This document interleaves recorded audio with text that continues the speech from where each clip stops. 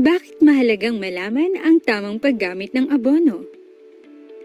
Malaki ang ginagampanan ng tungkulin ng abono o fertilizer sa masaganang ani. Kinakailangan ito para maparami ang kita sa kabila ng dumaraming populasyon. Dapat isaalang-alang na ang bawat pananim ay may angkop na nutrisyon na kailangan. Ang maling paglagay ng abono ay maaaring magresulta sa mababang kalidad ng ani o pagkasira ng lupa. Sa gabay na ito ay matututunan ang tamang pagsusuri sa uri ng lupa, kinakailangan nitong nutrisyon, tamang paggamit ng abono, tamang pag-imbak ng abono, organikong abono at green manuring, at rekomendasyon abono. Mga dapat gamitin na abono. Ang pagsusuri sa nilalamang sustansya ng lupa ay nakakatulong sa pagtiyak sa klase at dami ng abonong dapat gamitin para sa ating mga pananim.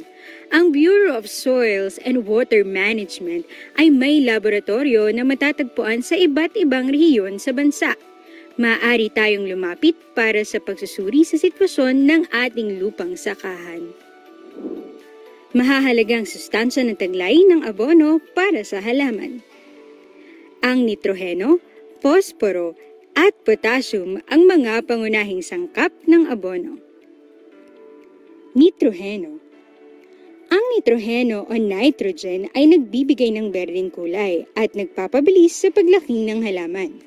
Isinaayos din ito ang pisikal at pisyolohikal na bahagi ng halaman at ang proteinang taglay ng mga butil. Posporo. Ang posporo o phosphorus at potassium ay tumutulong sa pagpapalago ng mga ugat upang manatiling matatag ang halaman sa pagkatuyot, pinapadali ang maagang pamumulaklak at paghinog ng bunga, at nagpapatibay sa halaman laban sa sakit. Potassium. Ang potassium ay nagbibigay ng kakayahan sa halaman sa produksyon ng asukal at gawgaw para sa mas marami at mabigat na bunga, tumutulong sa pagbibigay ng berdeng kulay sa halaman at iba't ibang kulay sa bulaklak at prutas. Pinalalakas at pinatitibay rin nito ang sanga at puno ng halaman. Pag-iimbak ng abono. Itago ang abono sa lugar na hindi nauulanan o nababasa. Huwag hayaang dumikit sa semento ang sako ng abono o sa maruming sahig. Upang iwasan ito, gumamit ng patungang yari sa kahoy. Huwag itabi ang abono sa pestisidyo, gasolina, langis, wax, asupre o anumang bagay na maaaring maging sanhi ng sunog. Paano makakasigurado na kalidad ang mabibiling abono? Ang publiko ay dapat bumili lamang ng fertilizer na rehistrado ng Fertilizer and Pesticide Authority o FPA mula sa mga FPA licensed dealers at distributors. Upang matiyak na hindi peke ang mabibiling abono, dapat sundin ang mga sumusunod. Una, suriing mabuti ang sako ng abono kung may nakalagay na FPA registration number at tignan sa FPA website ang nakasulat na registration number. Ang pagkakasunod ng registration number ay ang sumusunod. Una, ay ang registration number code at sinusundan ito ng product category number, origin o pinanggalingan ng produkto kung ito ba ay local or international. Letra ng uri ng registration kung ito ba ay full or provisional. At ang panghuling 4 na numero ay ang bilang ng produktong nakarehistro sa kaparehong produkto. Pangalawa, suriin kung ang sako ay may nakalagay ng mga sumusunod na impormasyon. Directions for use, storage and disposal, warning and precautions, guarantee analysis, product description, manufacturer at manufacturing date. Panahon at paraan ng paggamit ng abono. Ang panahon at paraan ng paggamit sa abono ay nakabatay sa sistema ng pagsasaka. Ang dami at panahon ng paggamit ng sustansya ng halaman ay naaayon sa klase ng lupa at lagay ng panahon. Iwasan ang paglagay ng abono kung masama ang panahon. Ingatan ang paggamit ng abono lalo na kung maapektuhan ang tubig. Ang kagamitan sa pag-aabono ay dapat nagtataglay ng pantay na pamamahagi. Mahalaga na maingatan itong piliin, ayusin at pangalagaan. Ang gabay na ito ay hatid sa inyo ng Fertilizer and Pesticide Authority. Para sa karagdagang impormasyon, bumisita lamang sa FPA website fpa.da.gov.ph o mag-email sa info.dafpa@gmail.com.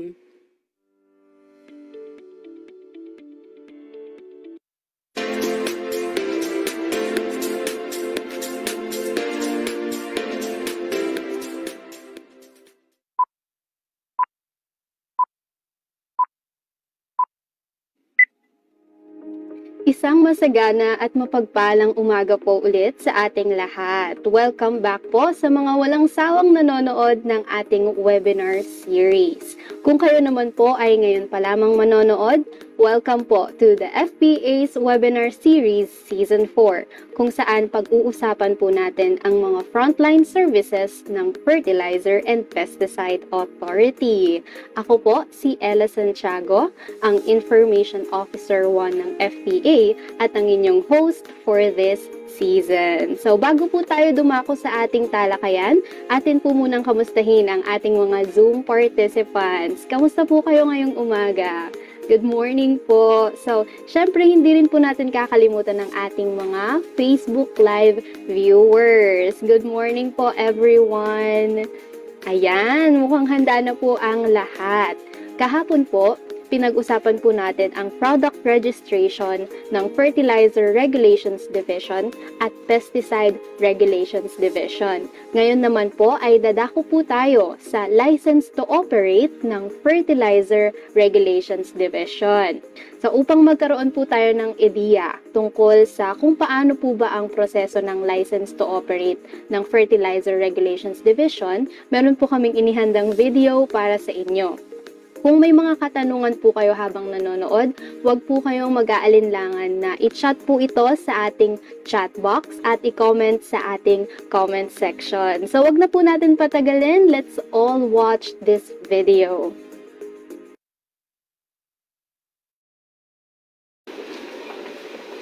Hello po, good morning. Good morning. Nagbabalak po kasi sana akong pumasok sa fertilizer business and gusto ko pong maliwanagan para po alam ko kung ano yung mga dapat kong gawin. Kanino po kaya ako pwede magtanong? May specific type of licensing na po ba kayo gusto nyo applyan? Wala pa po. Sige po ma'am, para ma-explain po yung iba't ibang licensing na pwedeng applyan, tawagin ko na lang po si Sir Jess. Sige po.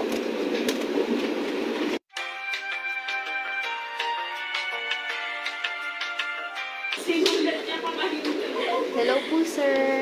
Hi, ako si Jason Garcia ng Fertilizer Regulations Division Licensing Section. So, paano ko po kayo matutulungan for today? May mga questions lang po sana ako about sa license to operate po. Okay, sige, upo muna tayo to discuss it further.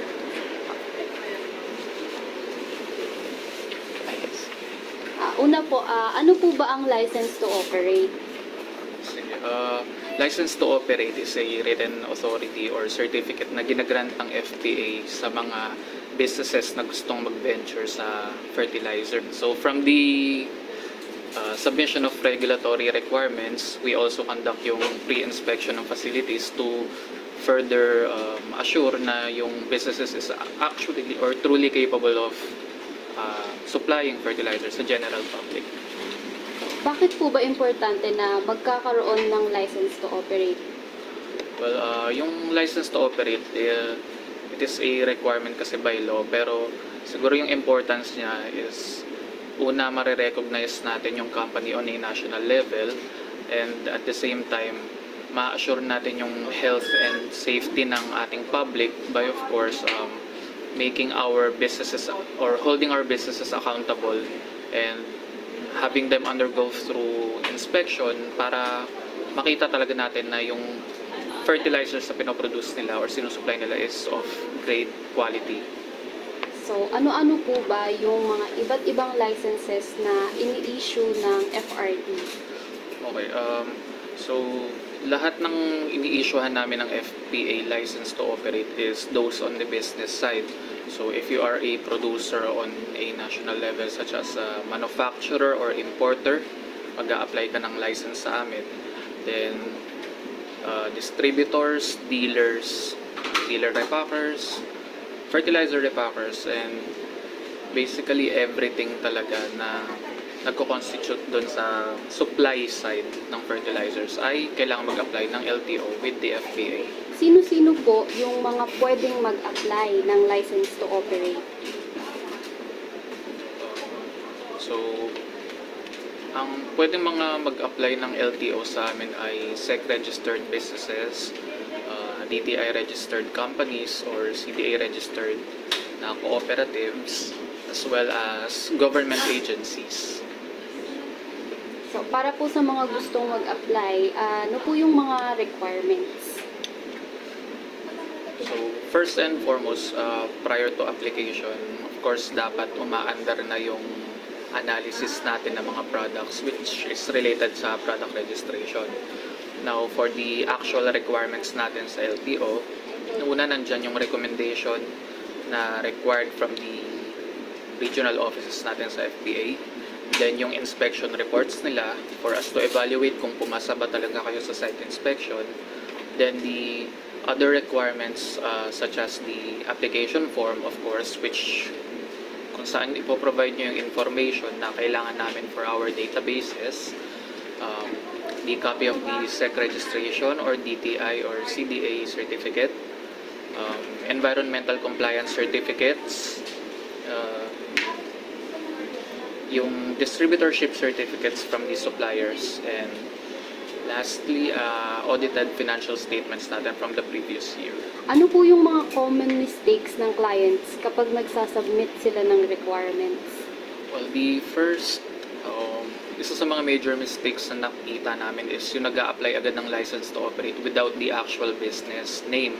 So, first and foremost, i-secure nyo muna yung business name nyo with SEC, DTI, or CDA. Then, make sure na moving forward lahat ng documents nyo consistent. So, kung ano yung pangalan na indicated sa SEC, DTI, or CDA, yun na palagi yung gagamitin natin sa lahat ng documents natin, mapas LTO or CPR. Second, yung ating mga documents or application forms ay dapat completely filled out. So, huwag mag-iiwan ng blanco, and at the same time, kung hindi applicable yung item, ilagay na lang simply na NA or none. Then, third, yung inspection ng warehouses. Kadalasan kasi pumupunta dito, nag-a-apply agad ng LTO, nagsasubmit lang ng documents without the inspection reports from the field officers. So, yun yung pinaka-importante na requirement natin is dapat nakita ng field officers namin at nirecommend kayo to apply for a license bago kayo magpunta dito to ensure na compliant nga kayo sa standards ng FPA.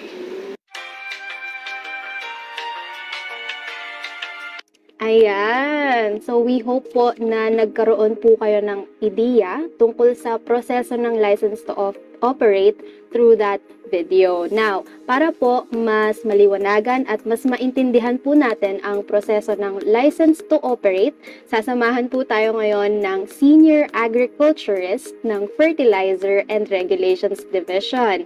Let's all welcome po Sir Jason E. Garcia. And good morning, sir. Welcome po to the program. So, good morning, Miss Ella, and good morning sa participants natin sa Zoom and sa Facebook Live. Ayan. So, nabanggit niyo po, Sir Jason, na meron pong iba't ibang klase ng fertilizer handlers. So, pwede niyo po bang i-explain sa amin yun? Okay. So, by virtue of Presidential Decree 1144, Section 9, sinasabi lang dito na our handlers have to be licensed sa FPA before operating. So, sino-sino ba yung mga fertilizer handlers natin? First, we have the exporters, importers, manufacturers, formulators, processors, bulk blenders, bulk handlers, distributors, dealers, repackers, commercial applicators, and yung warehousers ng fertilizer and fertilizer inputs. So basically, lahat ng mga nasa supply side ng fertilizer, they have to apply for the license to operate as fertilizer handler. Then, siguro brief na lang din na explanation kung ano ba yung sino-sino yung mga nagka-qualify dito. So, of course, we have the manufacturer. So, this is self-explanatory. These are companies na engaged dun sa formulation and processing ng raw materials into finished fertilizer products through the use of machinery, tools, and chemical processing. We also have yung formulators natin na sila naman involved lang sila sa pag-develop ng formula for fertilizers, pero pinapagawa nila yung product nila sa mga toll manufacturers, blenders, or processors natin since they don't have their own facilities. Next, processors. So these are not necessarily manufacturers pero local producers din kasi sila. So they process certain raw materials into finished fertilizer products through, say, coating o kaya grinding ng minerals or dilution ng fertilizer concentrates. So, yung pinagkaiba niya from manufacturer, si manufacturer merong mahabang process when it comes to producing a local fertilizer. Dito naman, 1 or 2 processes lang para transform natin into a finished product. Then we have the bulk blenders na gumagawa naman ng fertilizers by mixing 2 or more finished fertilizer products. So usually kino-customize nila yung kanilang mga blends into the requirements ng farm. So they compute yung requirements ng farm through the results from BSWM soil analysis. Then nagpa-produce sila ng customized fertilizer. Then we have, of course, the importers. So nagpapadala ng fertilizers from one country into the Philippines. Then importer end users, those na nagpapadala ng fertilizers nila for their own use sa kanilang plantations or for their testing. We also have the institutional users. So these are commercial plantations or private research institutions or companies that are authorized to use restricted but registered fertilizers for their own testing purposes. Indentor, these are entities who act as agent to foreign suppliers to arrange businesses with fertilizer importers. Then exporters, local manufacturers usually that export their products to other countries. Then we have 2 types of distributors, the national and area distributors. So for the national distributors, sila yung nagsusupply natin sa area distributors, dealers, and plantations nationwide. So pag sinabi nating national distributor, dapat merong registration ng product. Whereas area distributor, nagsusupply din sila sa dealers and distributors natin, and as well as plantations. Pero dito, hindi sila required na i-register yung product nila given that the product is already registered by the importer or manufacturer. Nagbibigay rin tayo ng lisensya sa repackers. So, these are companies na nire-rebrand and nire-repack yung fertilizers or simply repackaging lang from one bag or packaging into a smaller nalalagyan. Dealers, so stores na nagbebenta ng fertilizers, and dealer repackers, ito yung mga nagbebenta ng tingi-tingi na fertilizers. Then bulk handlers, those na nag-ooperate sa port in the bagging and transporting from port to warehouse ng ating bulk fertilizers. And lastly, mango contractors. So these are business entities that enter into a contract with a mango grower to apply yung inducer such as nitrates doon sa kanilang plantation. I see. So, ang dami po pala talagang klase ng mga ng mga handlers. So, pwede po ba na mag-apply sila ng iba't ibang klase ng license to operate? For example po, isang company lang po sila or entity, pero marami po silang a-applyan na license to operate. Pwede po ba yun? Yes, and I just want to add din na yung LTO natin is per activity as well as site specific. So if you have say 12 branches all over the country, tapos lahat sila yung nag-ooperate as dealer, then they have to apply for the LTO as dealer for every branch. Then one company, sabihin natin na engage siya sa importation as well as manufacturing, then they have to apply both the manufacturer and importer licenses. Kung sila rin yung in charge dun sa distribution channels, that's another license to operate. So the license to operate as national or area distributor. I see. So, ibig sabihin po, yung mga fees mag-a-accumulate din po. Yes. So yung schedule of fees natin, they are posted at the fertilizer website, at the FPA website. Then, ayun, na per activity talaga siya. So if you have, say, 5 activities, that equates to 5 license fees. So, kailangan po talaga kapag mag-a-apply ka ng iba't ibang klase ng license, meron ka rin po talagang pondo. Yes, talagang ano. So, reminder of course to those na gustong mag-operate into fertilizer business, this is, well, first and foremost a business. So, dapat ready talaga tayo sa mga fees na kakaharapin when it comes to licensing, hindi lang sa FPA, pati of course sa localities nyo. And at the same time, of course, yung raw material na gastos nyo, sa ano, really take that into consideration before opening a fertilizer or pesticide business. May profit ba? Something like that.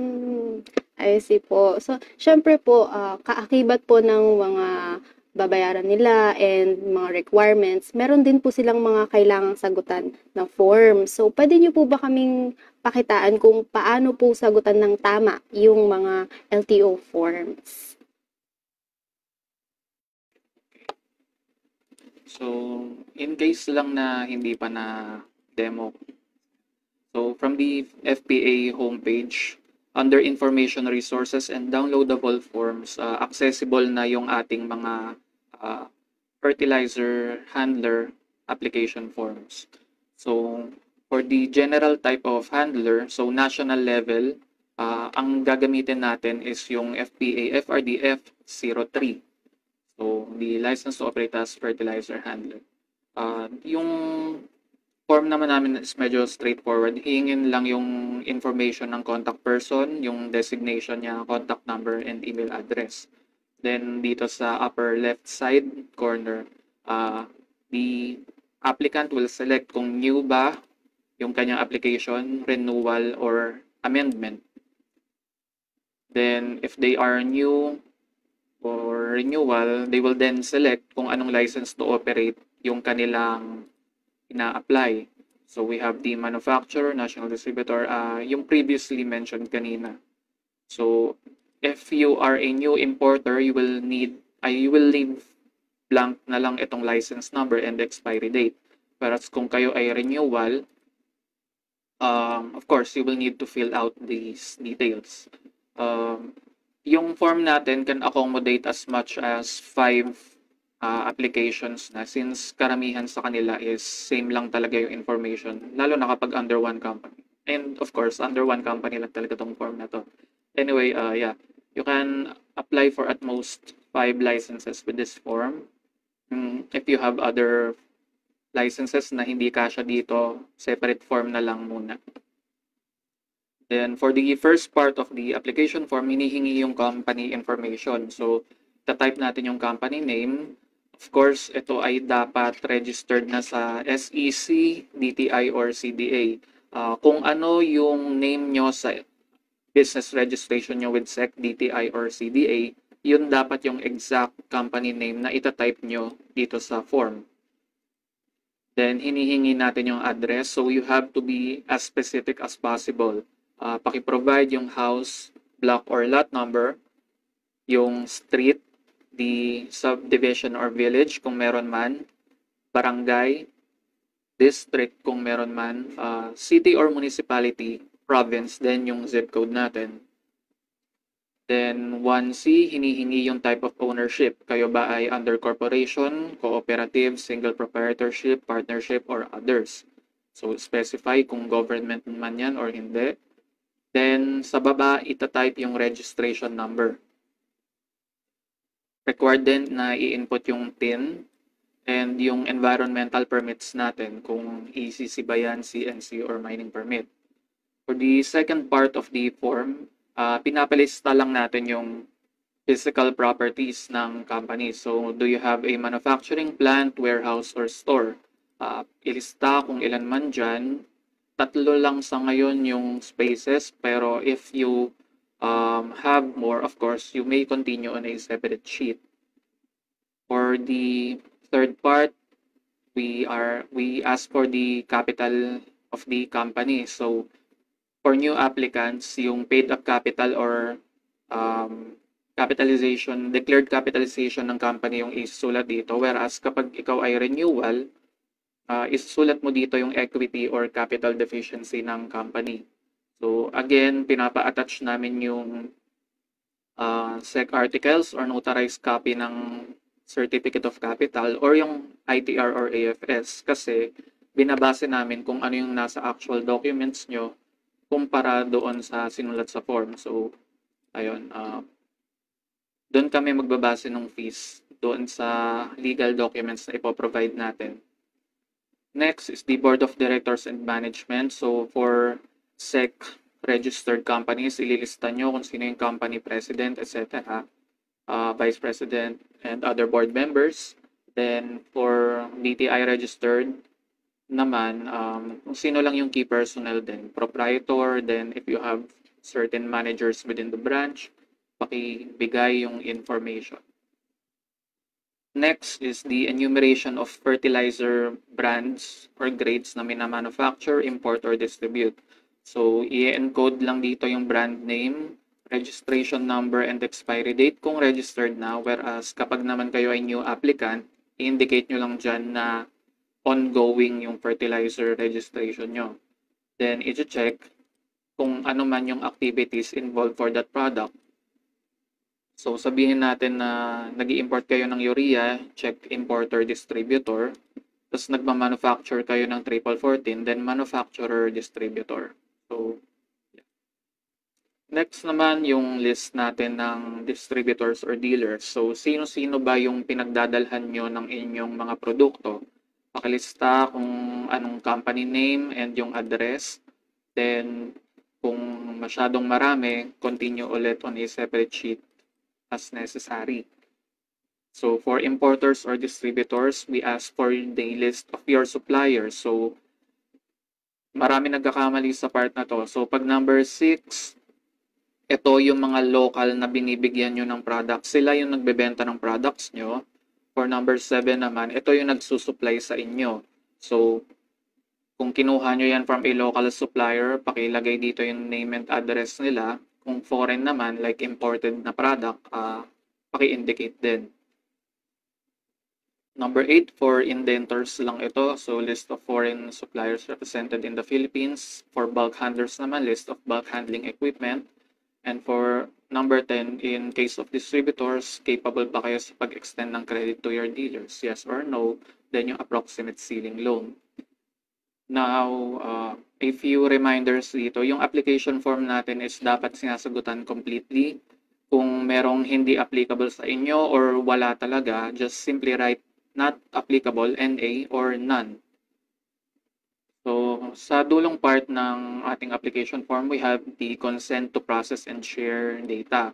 So, dito, sinacertify nung nag-accomplish ng form na truthfully niya sinagutan yung form and ina-acknowledge niya na itong data nito is ipaprocess ng FPA and probably i-share within the Department of Agriculture. So, hindi naman siya i-share basta-basta sa ating constituents kasi ayun, protected po kayo ng Data Privacy Act of 2012.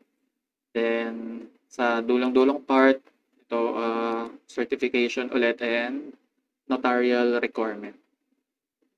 So, that is yun po, how you answer the application. Okay po. So, yung license to operate po ng pesticide regulations, kailangan po nila ng documentary stamp. So, sa license to operate po ng fertilizer, hindi po kailangan ng documentary stamp? Okay. Required din po sa amin sa ngayon, though I just want to din na currently in development kasi yung online system ng fertilizer application for handlers. So, sa ngayon, ang ta-transition pa lang into online system is fertilizer division, tapos ang first phase natin is yung handlers. So, sa ngayon, dito sa physical form, required yung documentary stamp. Pero kapag fully transition na siya sa online application, of course, hindi na i-require natin yung notary and documentary stamp. Then, siguro additional information. First phase nga is fertilizer handlers. For the next phases, unti-unti nang mag-onboard sa online system ng FPA yung registration ng fertilizers, then permits, then yung licenses na ini-issue ng field units, sasama din. Then yung pesticide, tingin ko pag successfully na na-adapt ng FPA, ng fertilizer division, then makakapag-onboard na rin yung PRD natin. Yan. So, good news po pala yun para sa mga clients natin na magkakaroon na ng online registration. So, take note po sa mga nanonood sa atin ngayon. So, nabanggit din po na sa forms, syempre po, yung may mga additional sheets po if necessary. So, kailangan po ba na may dry seal din yung mga additional sheets na yun or yung form lang po? Usually, kailangan din talaga. Kasi pag pinanotarize natin yung forms, dapat naka-staple or compile yung buong application forms prior to notarization. So, once na binigay natin yan sa attorney, then, pag denisil siya, dapat kasama yung attachments na ni-reference dun sa application form. So, wag po natin kakalimutan na ipa-dry seal din yung mga attachments dun sa form. So, ayan. Tingnan naman po natin ngayon kung may mga questions from ating Zoom participants. So, meron po, ang tanong po ni Francia Encinas. What is the procedure if you have an existing LTO as bulk handler and you want to transfer the license to your affiliate company? Is it also site-specific daw po ba? Okay, so good morning, Ms. Encinas. So, ang ating, sige, linawin ko lang. So, we have the product registration wherein nire-register yung produkto sa FPA. Then, we have the license to operate where the company applies for the license. I just wanna emphasize na yung registration natin, it is transferable given na meron tayong mga legal documents na mapoprovide.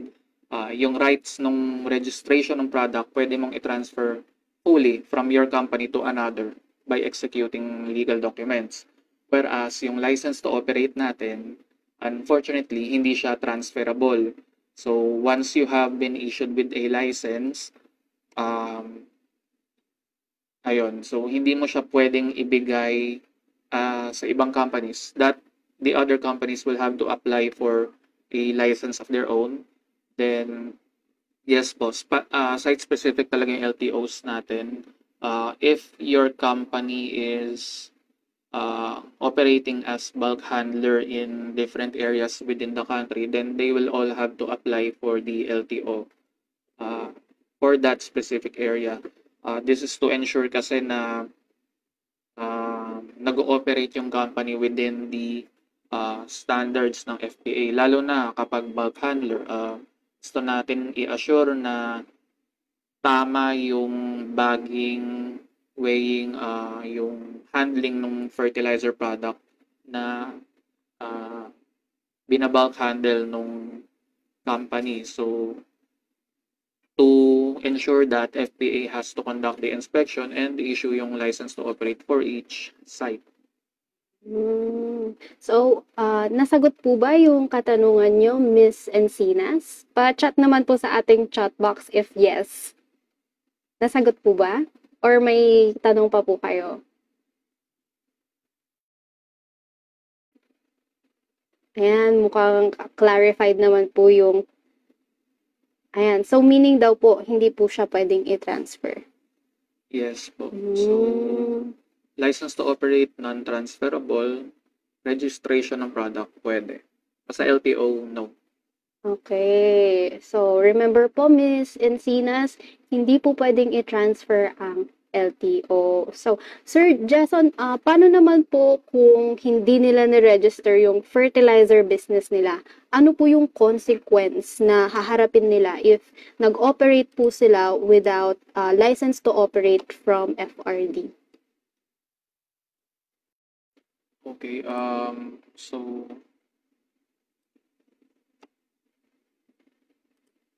nasa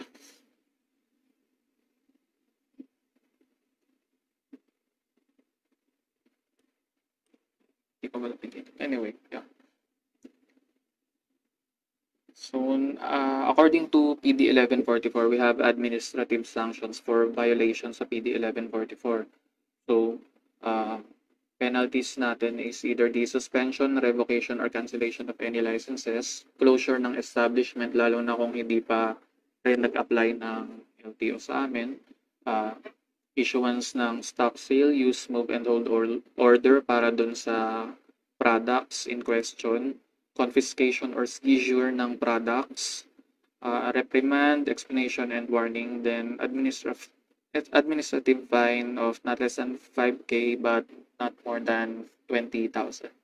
Then criminal actions then posible silang makasuhan based on the gravity of the offense. So yung offense include but not limited to yung selling ng fake and adulterated or unregistered fertilizer products and yung smuggling ng fertilizers.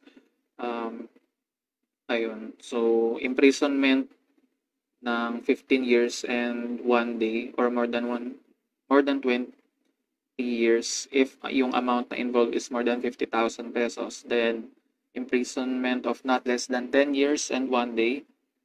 Kung 10,000 peso or less yung value ng product, then 3 times of ayun, basta nasa slides na to. So yung fine is 5K but not more than 10K. So ayun, if you know of any fertilizer manufacturers na nag-ooperate illegally, meaning walang lisensya sa FPA, kindly inform us agad-agad po para ma-actionan natin and ayun, maimbestigahan. So kindly inform our regional field officers. Available sa website ng FPA yung kanilang contact details. Then ayun, magkakaroon doon of course ng investigation and due process. Hindi naman siya basta-bastang kakasuhan lang. Titignan muna ng FPA kung ano nga yung violations, kung meron ba. Then once proven na meron, saka mai-impose itong mga kaninang present ko na penalties and sanctions. Sige. So, paano po kapag wala pong nagsumbong na parang public? Paano po na-ensure ni FRD or na-monitor na yung mga nag-ooperate po na fertilizer business ay registered? Okay, so si FPA kasi bukod sa regulatory divisions, so aside from the fertilizer regulations and pesticide regulations division, we have the regional field units which acts as our arm sa field. So aside from, so kapag may complaints tayo, pwede nating i-direct sa kanila or may mga nakita, i-report sa kanila.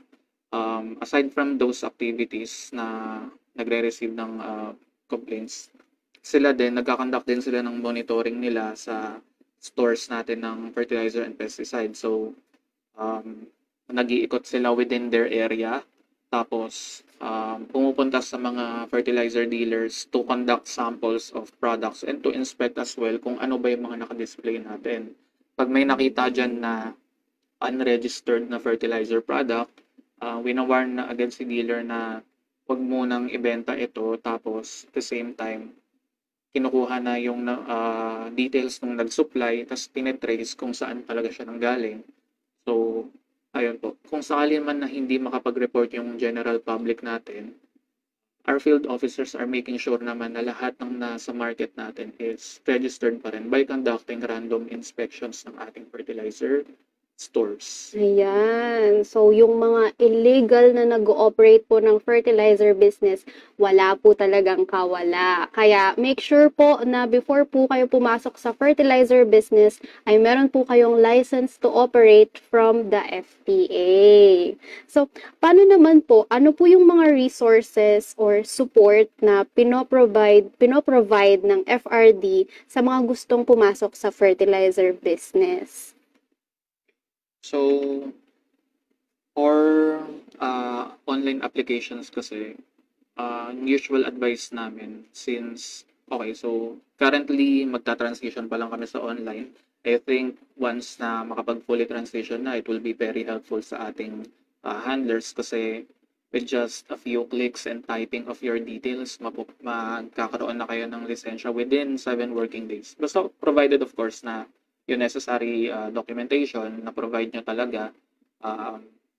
Ayun, and lahat ng information na kailangan FPA is na ibigay and nakapag-submit nung ating mga legal documents or requirements.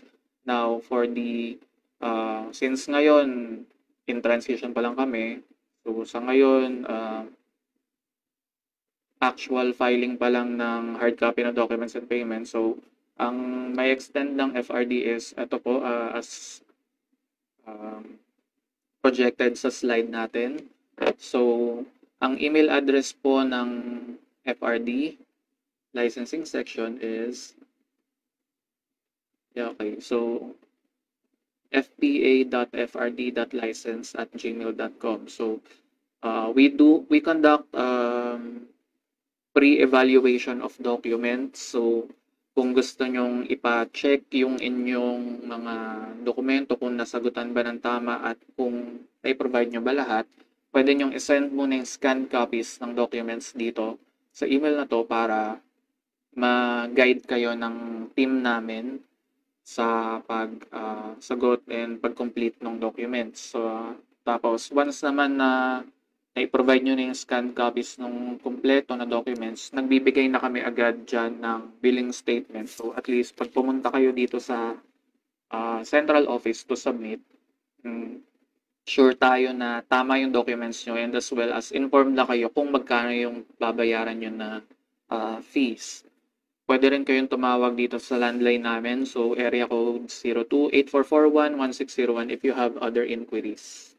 Yan. So, i-screenshot or i-save nyo na po yung email and number ng FRD. Ayan. Pwede nyo na po siyang i-screenshot, isulat, or kung kaya nyo pong i-memorize nyo na rin po. Ayan. Okay. So, paano naman po, Sir Jason, kung gusto po nilang makilala yung team behind the license to operate? Pwede nyo po bang ipakilala yung team nyo? Okay, so, of course, so, headed kami by our very beautiful Ma'am Weng Reyes. So, siya po yung in charge sa ating buong Fertilizer Regulations Division. And ayun, as previously pinakilala ni Sir Marlo kahapon yung section niya, so registration section. Nandito po kami sa licensing. So, currently headed by me, so Jason Garcia. Under me is currently vacant pero, papunta na siya. Tapos na yung deliberation, so welcome sa'yo. Sino ka man. Then, ang ating in charge sa pag-process ng dealer applications, Sir Danjay Amak, Agriculturist 1. Yung atin namang pinakamabait na assistant sa licensing, si Miss Dayan, alam ko po favorite siya ng ating mga handlers kasi very, very cheerful and ayun, helpful sa atin. So, sa ngayon, kaming tatlo pa lang po yung nasa licensing section. Then, maybe next year, build out na itong Agriculturist 2 vacancy. Ayan. So, we hope po na natandaan niyo po yung mga itsura ng mga team ni Sir Jason para po kung makita niyo po sila pag pumunta po kayo dito, mabati niyo po sila. Ayan. So, para naman po sa mga farmers natin, Sir Jason, ano po yung palatandaan nila na yung binibilhan nilang fertilizer ay registered under FPA? Before tayo bumili ng fertilizers, nire-require namin na yung mga dealer stores natin nakapaskil yung license to operate nila within the premises. So, pag nakita nyo sa counter na merong FPA Dealer License Certificate, then makakasiguro tayo na lisensyado sa FPA itong ating pinagbibilhan. Para naman sa mga produkto na nakalagay doon sa store nila, we have the FPA registration number. I believe nandun yun kanina sa parang animation. Gabay natin, po. Yung gabay. So, doon sa gabay, kung pwede nyo i-replay mamaya, nakalagay doon yung registration number as well as yung format. Doon pa lang mas-spot na natin kung fake ba or not. Kung gusto nyo namang i-verify, kopyahin natin yung registration number na nakalagay doon sa produkto. Tapos, i-verify sa FPA website. So, balik tayo sa homepage ng FPA. So, under Information Resources ulit, Data, Registered Products. So, meron tayo ditong Excel file and PDF na downloadable format. Sabihin natin PDF. Dito makita nyo yung complete list of fertilizers na rehistrado sa FPA. Kung meron kayong nakitang registration number, i-search nyo lang. So, Control F, i-type nyo, then lalabas siya kung nasaan registration number man siya dito. Lahat ng nandito sa listahan natin, sure na registered fertilizer product. So, kapag hindi nyo nakita yung registration number nung hawak nyo na product sa store, magtaka na tayo, and kung kaya, i-report agad sa FPA Regional Field Offices para magkawan ng aksyon ng FPA. Ayan. So, take note po. Ayan. So, may gusto pa po ba kayong idagdag? Siguro, paalala po sa ating mga clients. Okay. Paalala na lang siguro po na lagi nating i-monitor yung mga licenses natin, lalo na dun sa mga bago pa lang. Reminder na i-renew natin within 3 months yung licenses bago mag-expire. So, lahat naman ng licenses natin ay 1 year ang validity maliban sa dealers and dealer repackers na 3 taon yung tinatagal. So, within 3 months before the expiry date, apply na tayo ng renewal para wala ng penalties na ma-incur sa application. Yan. So, lagi po nating i-update ang ating license to operate. Huwag na po tayong maghintay ng last minute bago po tayo mag-renew.